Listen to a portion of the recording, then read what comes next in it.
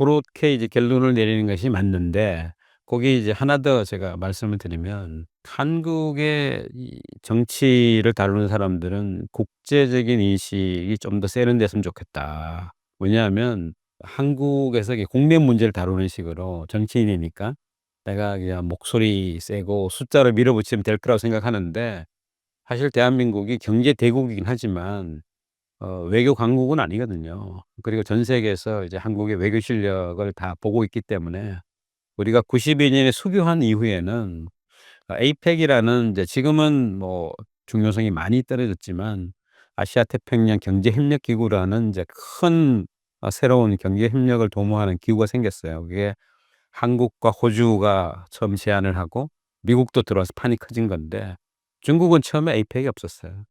한국이 에이펙 의장국을 92 년에 하면서 거기에 3 개의 중국을 끌어들였습니다. 베이징에 본토를 두고 있는 중국, 그리고 대만에 두고 있는 이제 또 다른 이제 중국, 그리고 홍콩 중국.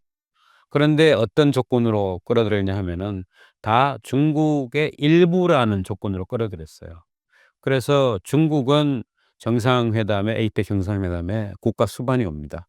예, 시진핑 주석이 오는 거예요. 그렇지만 대만은 대만 총통이 올 수가 없습니다. 대만은 이제 실무급이 오는 거죠.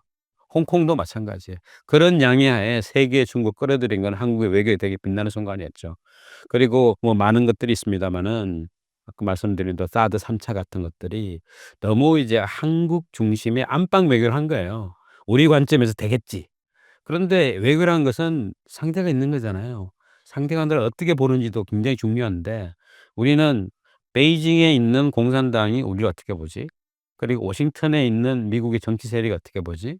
그리고 차기 미국의 권력을 탐하는 경쟁당이 어떻게 보는 거지? 또 일본이 어떻게 이런 상대방 입장에서 우리를 투영해 보지 않아요. 그러다 보니까 되게 표현이 좀 거친데 막무가내 막 떼를 쓰는 그런 거죠. 그리고 되게 일방적인 생각이 많아서 냉철한 대안 분석과 그리고 다양한 가능성에 대해서 열어두고 정말 이제 지금 같으면은 뭐 트럼프랄지 시진핑, 푸틴 이런 스트롱맨들이 그냥 자기들이 막 주도권을 잡으면서 밀고 당겨 마음대로 하잖아요. 그런데 우리는 하나의 원칙만 세워 놓고 이걸 끝까지 밀고 내야 할 수가 없는 거예요. 그러다 보면 이제 정치 탑에 있는 사람들은 정말 면민하면서 순발력 있고 기민한 그런 협상수를 스스로 이제 깨우쳐야 되는데 거기서 핵심적인 것은 협상의 상대가 있고 상대가 나를 어떻게 생각하고 있는 거지. 이게 너무나 중요하죠. 그런 것들이 우리한테 좀 부족했기 때문에 우리가 가지고 있는 자산을 제대로 활용하지 못하고 우리가 되게 뼈아프게 생각해야 될 우리의 약점에 대해서 서로 이제 눈 감고 있습니다. 이제 그러면은 우리 실력 발휘 제대로 못하는 거죠.